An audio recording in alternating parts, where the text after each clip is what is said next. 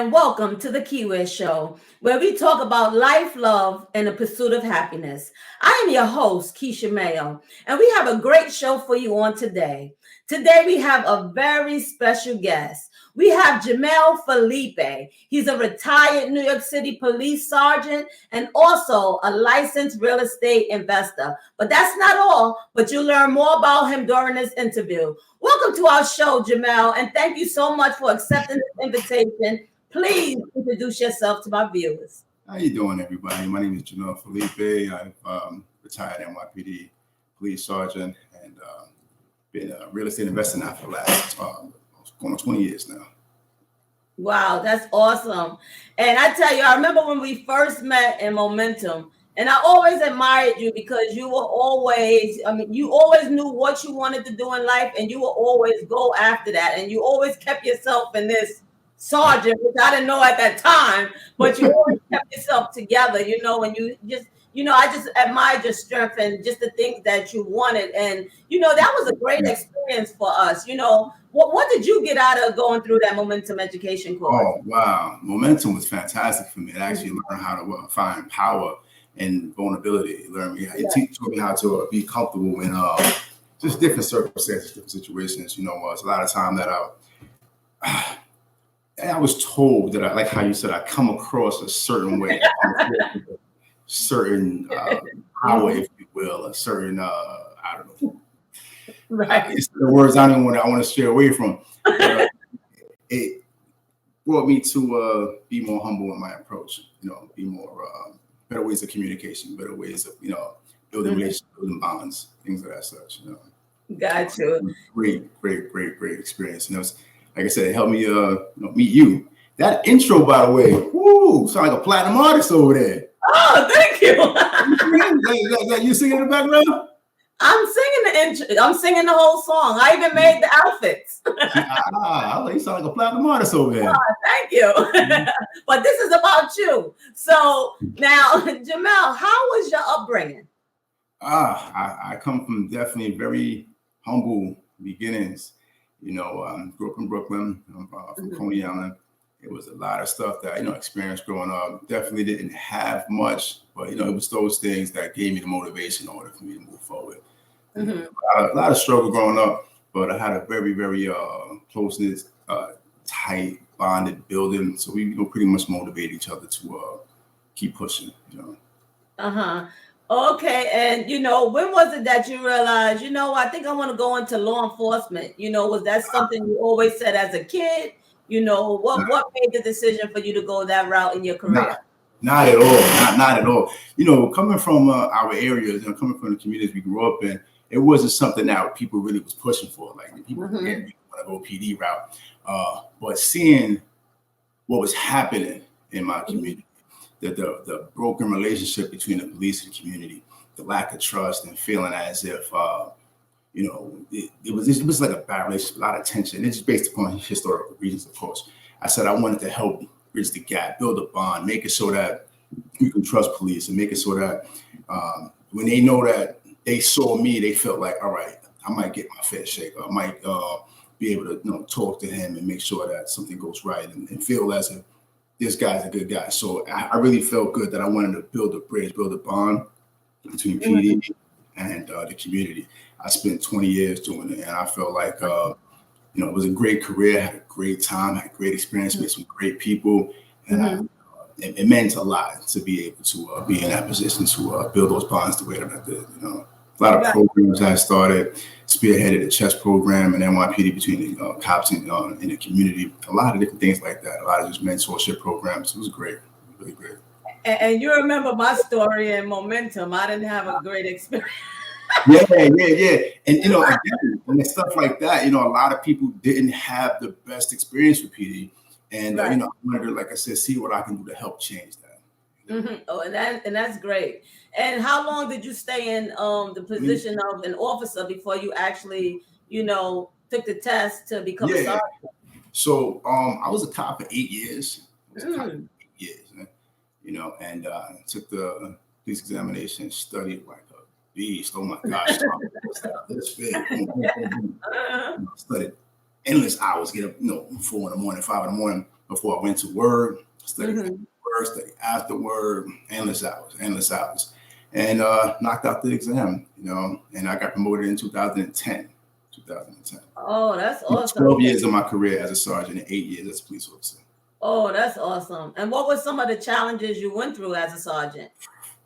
So it's the first rank in the supervisory, supervisory ranks. So, first, some people say I look young. So trying to establish that relationship with the police officers and, now I'm a supervisor, I'm not a cop now. So it's like I'm got to first establish the relationship with the guys to build the trust and then know that I'm fully knowledgeable and know how to do the job. Once I do that, implementing procedures as a supervisor. So now it's not just, running around taking care of each job. I'm responsible for every job that goes on in the precinct. So while I'm on patrol, everything that happens, I got to make sure the cops are safe. I got to make sure all the people are safe. I got to make sure all the jobs are getting handled in a timely manner. I got to make sure it's being handled in a proper manner. I have to make sure that, everything is being done according to the book. I'm go by the law. And at the same time, I gotta build the bond with the relationship with the community. I gotta make sure that everything is being worked out. So trying to find that happy bond between, happy medium between the community and the police, and trying to make sure that everyone is good. It's not the easiest job to do, but I had fun with it. I take a great pride in doing what I was doing. Oh, that's awesome. And what qualities makes a good sergeant? Well, it's a lot. You have so many out there that we can say some things about. Yeah. You don't want to be a robot. That's one. You don't want to be a robot. You don't want to be the person who's just. You gotta have an understanding for people. You gotta be able to engage with people. You can't be scared of the community. You have to be able to interact in a professional way, respectful way. The CPR, courtesy, professionalism, respect. That's something that we give to the community. That's something that we have to give to the community. We build that trust with the community. And so when they look at us, they feel comfortable with coming to us with issues. Most of the time, when you call the police department, it's because of the problem. Unfortunately, it's because of an issue that has to be solved. That sometimes can lead to unfortunate circumstances that the person has to get detained, the person gets arrested. But it's a lot of times in which there's things can be worked out. You have domestic violence issues, or when it doesn't become violent, it just becomes something that's a domestic incident in which can be taken care of with paperwork and mediation and counseling. You can be a lot of times you can refer people to different counseling. We have domestic violence officers in precincts. There's tons of programs, youth programs for the youth who are either doing great or troubled youth. There are tons of programs throughout the department that makes it so that it's like I said, it was a good place to work. I had a good time there, and I felt like the most important part of it all was just being with the people, being with the community. That gave me the biggest smiles. Seeing faces, seeing youth grow, and seeing how they changed, and seeing how some went from this direction to this direction. And later on in my career, running into people and then coming up to me and thanking me for some of the stuff that helped them grow and help them change for the better. That meant everything. That's what I was gonna say. I know it had to feel good knowing that you was, responsible for a lot of people, and uplifting and encouraging people to do better. Yeah. You know what I mean? That meant the world. Are those awards behind you from NYPD? No, actually, my PD awards are on this side. Oh, okay. These are my deeds. So these are some of the properties that I own. So, a lot of people hang up different things. You hang up flags, you hang up awards, you hang up degrees. I hang on my deeds because I feel a great sense of pride in those accomplishments. And, it was that was a huge challenge for me. I always wanted to be a property owner, so when I started to buy property, I said, I want a place that I can constantly see where it's like motivating me to accomplish more and more. Right. Yeah. And but I wanted to ask you, with becoming a sergeant, I know, the hours are probably long, and how did you juggle, your career and your family life? Because I know you have a beautiful family as well. Thank you.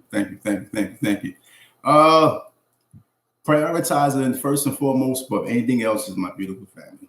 That comes for comes before money, and it comes before PD. You know, it comes before everything. You got to put your family first, and even on the job will tell you got to put your family first. You know, I mean, what are we all doing it for? Right. What are we doing it for? We're doing it for our family. So, with that being said, long as I know that they were good, I was good. So I made it so that I was able to do the majority of things. Of course, I feel like Batman, if you will, like, you know, like doing the PD in the daytime and the afternoon hours into the evening hours. I did my real estate. You know, my days were off. I did a lot of real estate, and then my vacation time, I did more real estate. You know, and then when I found time within the job, whether it be on a break, be on lunch, I was able to take care of a lot of different phone calls. Believe it or not, there is it's a good amount of how can I say a good amount? Based upon your position, there is downtime. Not every call is cops and robbers. Not every call is a bank robbery or something. There's some times in which you're hoping that nothing goes wrong, but you're doing patrol, you're surveying the area, you're making sure you're providing that police presence. So in between that time, you know, sometimes you can find a minute to make a phone call. So yeah, I was able to manage it well between the two. Okay, and how long ago did you retire? In 2022. Oh, 2022 awesome. Last year in June was my official retirement month. I built up some time prior to that, but my official retirement date was in June of 22. So from 2002 to 2022, 20-year career. Oh, that's awesome. And congratulations on that. You know, have your children, I believe you have one older son, but has any of them expressed, you know, Daddy, I want to follow in your footsteps. I want to be an officer too. You know, what's funny? I have 3 boys. My middle son, he speaks the most about following in the direction of a police officer.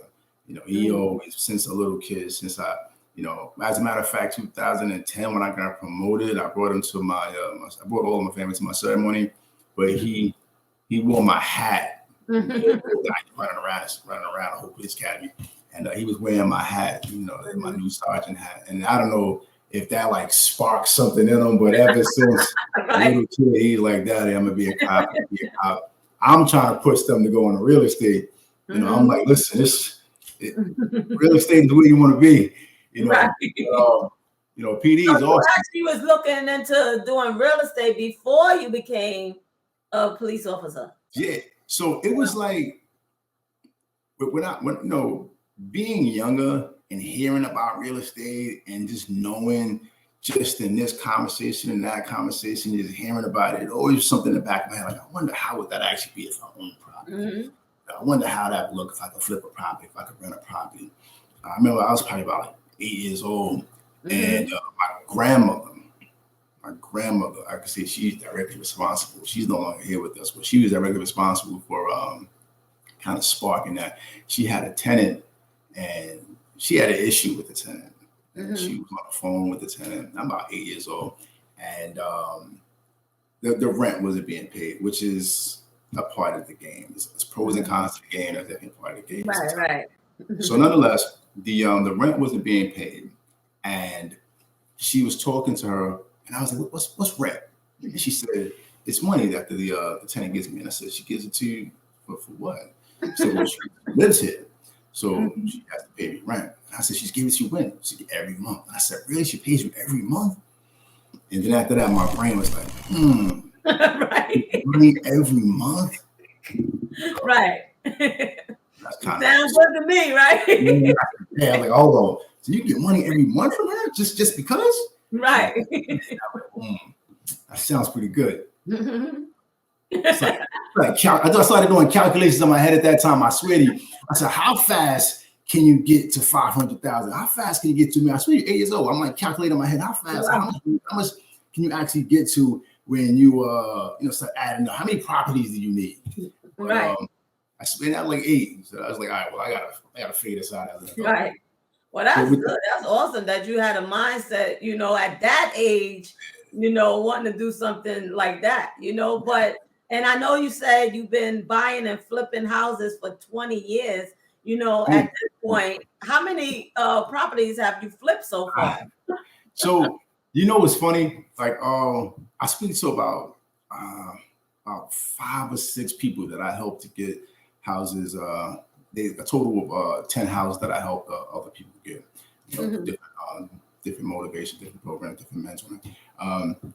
That question is always asked, well, how many properties do you have? How many properties? Because then I know, like when I heard what my grandmother, my mind starts calculating, well, how much do they make? And I try not to get into how many I have or how much I make, because I want you to be comfortable with the question. It creates a different dialogue. I'm comfortable, and I could definitely say, and it's almost 20 years. I've been doing this since 2005.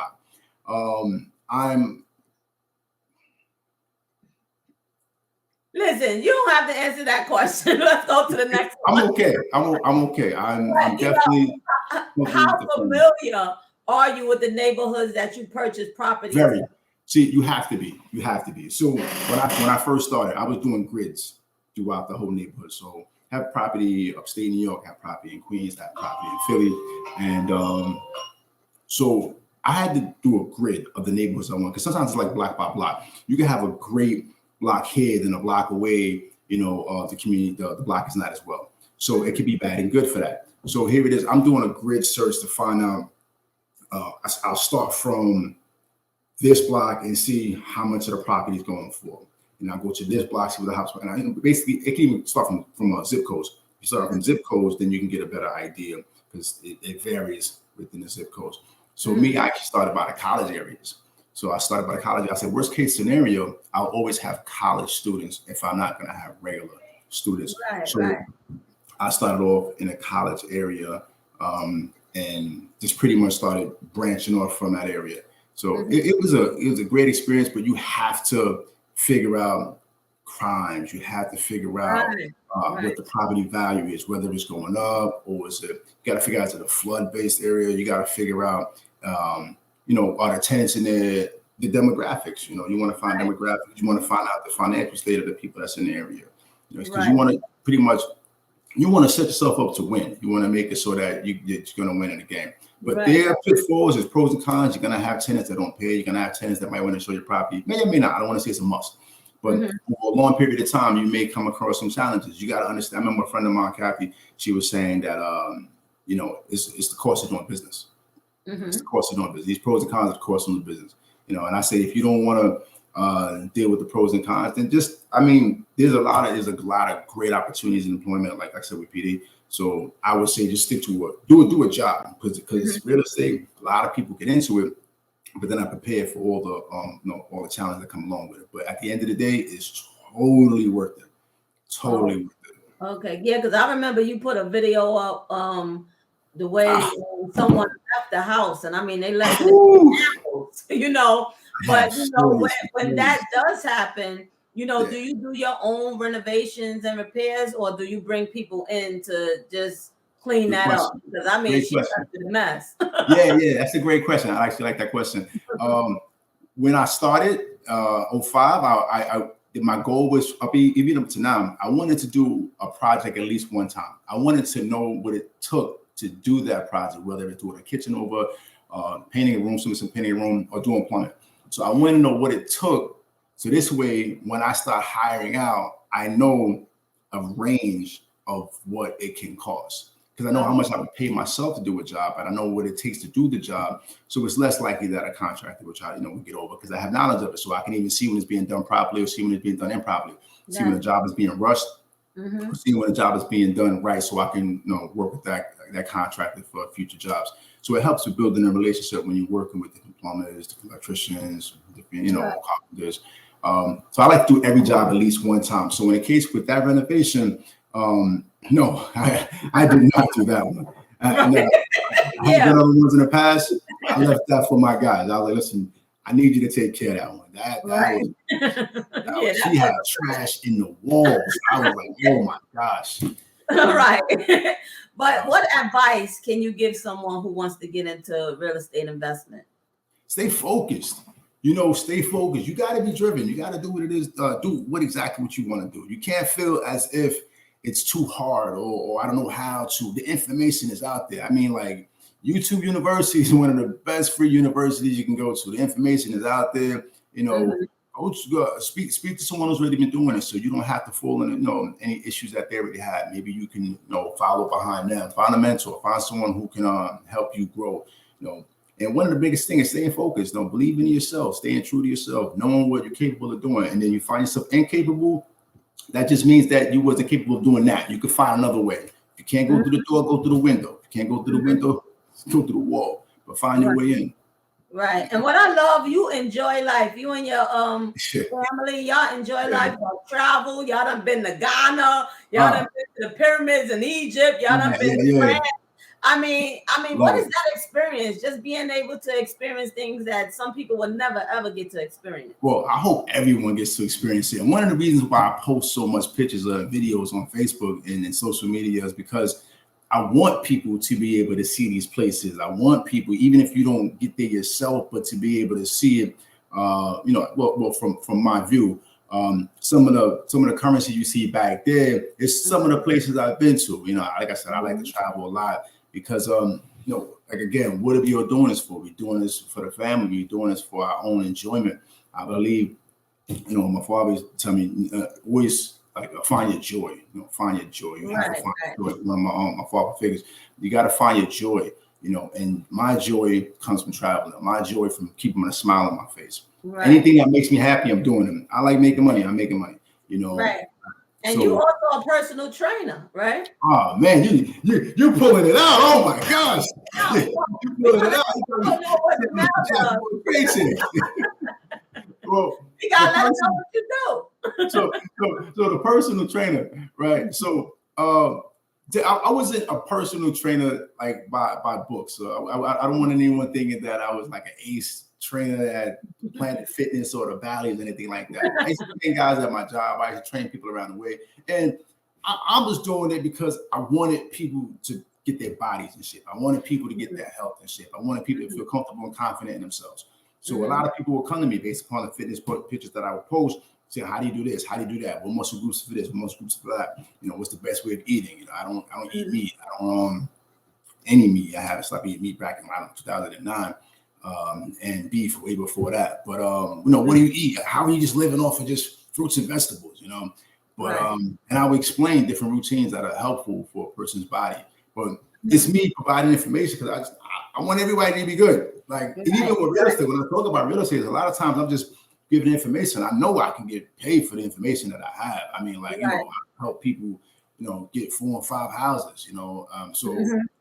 And you're gonna help me with that too, because I listen. Anytime. Flip houses. Anytime, just give me a buzz. My wife is on me all the time. Set up a program. This way you can start. If you do something well, you should get paid for it. And I agree. Yeah, exactly. I agree with her. Yeah, and what mark do you want to make in life? Me, it's just. The term that's going on now is generational wealth. That's like the major thing, and I can agree with that. I just want my kids to have it easier than me.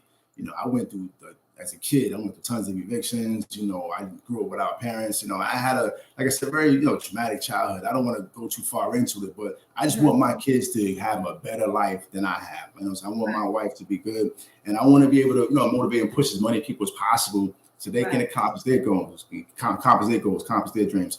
And let them know that it's all possible. Let them know that it's all possible. Anything is possible. Anything is possible. My second car that I had back, in the mid '90s, I had "Sky's the Limit" on the top of it. It was and it was just something I always believed in. Anything you want is possible. Anything you want is possible, as long as you keep striving and pushing toward it. Right. And you may have had a rough childhood, but look at where you are now. I'm not sure. This is one area I'm not sure about, in your faith, but I will say, from what I see in you, no matter what you went through, God brought you through it. And you had to go through it, for somebody to be a testimony to somebody who's going to come up behind you, who's going to have a rough lifestyle too, a rough upbringing. Right. But now look at where they're at today, and I know it's nothing but God, because he does things like that. You know, sometimes we don't understand why we go through things, but it's always for somebody else. So it's great. I'm so proud of everything that Thank you're you, doing. thank you, And, thank you, you know, thank you, thank please you, just thank you, let me thank you. know. I mean, you're doing an excellent job, a great job. You know, what are your plans for the future? Because I mean, we didn't even get to half of the things you do, but you know, what are your plans for the future? My plans for the future is as simple as keep a smile on my face. That's it. Okay. It's just as simple as that. It's being comfortable. My plans for the future is to be comfortable. You know, I'm a big person who's just big on happiness, big on joy. I just want to keep finding my joy and everything that comes along with it. I know finding my joy comes with property. I know finding my joy comes with travel. I know finding my joy is with maintaining good health. So I just want to do everything to maintain the joy and the happiness in my lifetime, as well as my family. The plan is to make it to 100, So I Right. got to do some things to make it. Well, Jahmel, I'll tell you, thank you so much for coming on the show. This has been an awesome conversation. You Thank know, you. I always say I wish will have the show for an hour, because when you start getting into stuff, it's already Yeah, over. yeah, But yeah, I yeah. thank you for having you, as my special Definitely. guest. I thank you for accepting. And, please tell my viewers how they can find you, how they can, Definitely. you know. Well, right now I'm actually in the process of setting up a mentor program, but right now you could just get to me on, IG as well as Facebook. Is my name JH Ja Progress. Like it's all about progress for me. Ja Progress. You can DM me, and then I can send some information to help you move forward in the direction you want to go in. It's Ja Progress, social media, Facebook and IG. You know, pretty much it. Awesome. And I just want to say thank you to all of you who tuned in today. Please join me next week for another episode of the Keiwear Show. You can follow me on all social media platforms and on the internet. And the information will be on the screen. And always remember that Keiwear is the key to knowledge. God bless you and have a good day. Hey! Say progress! Hello, everyone. I am Minister Tierra Randall with Women Who Rise, and you are watching the Keiwear Show. Hi, I'm Valorie Thomas, the founder of the Institute at Wild Coaching and Consulting, an accredited member of the Forbes Coaches Council, and you're watching the Keiwear Show.